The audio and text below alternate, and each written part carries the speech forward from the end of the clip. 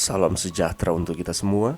Pelajaran Sekolah Sahabat dengan tema utama 3 pekabaran kosmis. Pelajaran ketiga, Injil yang kekal. Senin, 10 April, Injil kekal.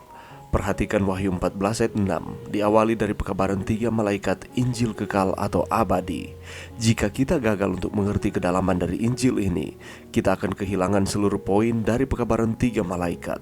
Kita tidak akan pernah memahami pokok-pokok dalam pekabaran waktu penghakiman Allah atau kejatuhan Babel atau tanda binatang jika kita gagal mengerti Injil itu.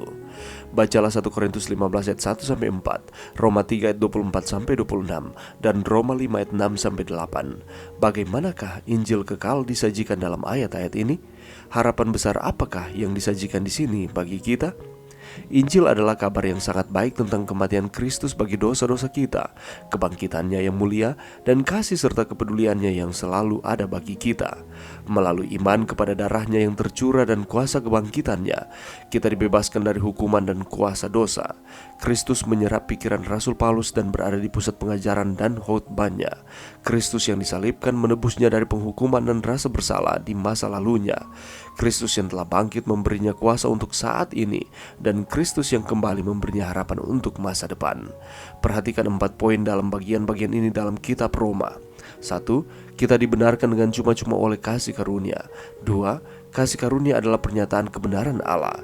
3. Kasih karunia membenarkan mereka yang dengan iman menerima Yesus. Dan 4. Kasih Allah ditunjukkan bagi kita ketika kita masih berdosa. Kasih karunia Kristus itu bagi yang tidak pantas, tidak berhak, dan tidak diterima. Yesus mati dengan penderitaan, kesakitan sebagaimana orang berdosa itu akan alami. Dia mengalami kepenuhan murka Bapa atau penghakiman terhadap dosa. Dia ditolak agar kita bisa diterima. Dia mati dalam kematian yang seharusnya menjadi milik kita, sehingga kita dapat menjalani kehidupan yang adalah miliknya. Maka, adakah yang mengherankan bahwa keselamatan harus melalui iman dan tanpa perbuatan hukum? Apa yang mungkin dapat kita tambahkan? Apa yang dapat ditambahkan oleh pekerjaan kita, bahkan pekerjaan yang bermaksud terbaik dan dipenuhi Roh Kudus, pada apa yang telah Kristus lakukan bagi kita di kayu salib? Dan rencana ini, rencana keselamatan, telah diperlakukan bahkan sebelum permulaan zaman, yang membantu menjelaskan mengapa itu disebut Injil kekal. Sebelum dunia diciptakan, Allah tahu apa yang akan terjadi, dan karena itu Dia menetapkan rencana keselamatan untuk menghadapi krisis ketika itu pada akhirnya akan datang. Pelajaran yang bisa kita dapatkan pada saat ini, ketika kita membaca Wahyu 14 ayat 6 dan 7, di sana menyebutkan ada Injil yang kekal. Pertanyaannya adalah, apakah Injil yang kekal itu? Injil adalah disebut di sini sebagai yang kekal.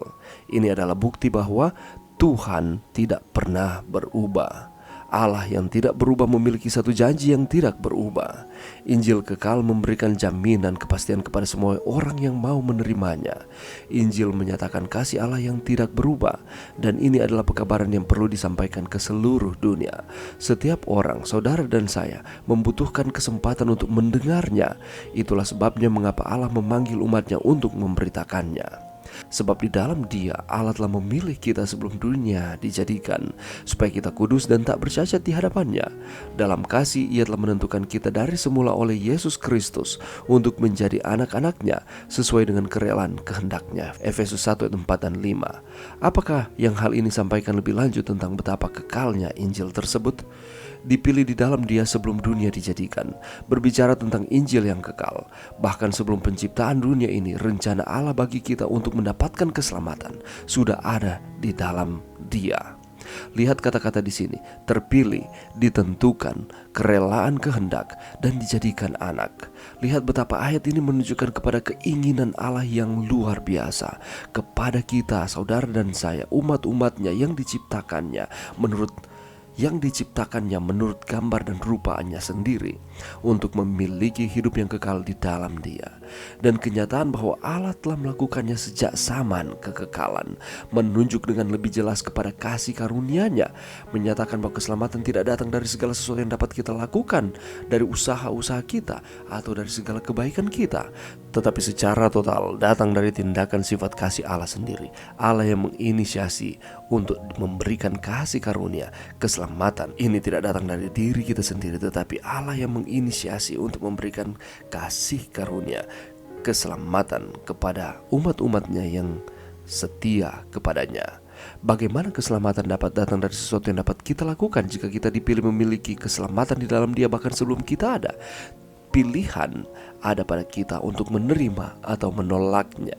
Tetapi keselamatan itu merupakan pemberian cuma-cuma, anugerah yang diberikan Allah kepada kita. Tetapi hak kita untuk memilih apakah kita mau menerima keselamatan itu atau kita mau melepasnya. Tetapi Allah menghendaki supaya semua orang dapat diselamatkan. Tetapi sekali lagi, pilihan-pilihan kita di dalam kehidupan kita yang kita buat setiap hari menentukan apakah kita menerima atau menolak keselamatan yang Allah berikan kepada kita. Dan bagaimana pilihan ini ditunjukkan di dalam kehidupan yang terpilih, supaya kita menjadi kudus dan tak bercacat di hadapannya. Ini juga adalah untuk apa kita telah dipilih. Kita dipilih supaya kita menjadi kudus dan tak bercacat di hadapan Tuhan. Kita dipanggil untuk memberitakan Injil yang kekal ke seluruh dunia sebagai bagian pekabaran akhir zaman sampai kepada kedatangan Yesus yang kedua kali. Jadi kita harus mengetahui akan hal ini, tanamkan di dalam pikiran kita bahwa saudara dan saya dipanggil untuk menyampaikan Injil yang kekal, kabar keselamatan ke seluruh dunia. Dan ini merupakan bagian dari pekabaran akhir zaman sampai pada kedatangan Yesus yang kedua kali.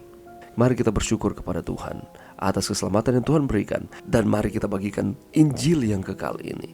Keselamatan yang Tuhan sudah berikan bagi kita diberitakan kepada setiap orang. Mari berdoa. Terima kasih Tuhan atas firman-Mu pada saat ini. Bantu kami Tuhan untuk kami terus setia kepada Tuhan.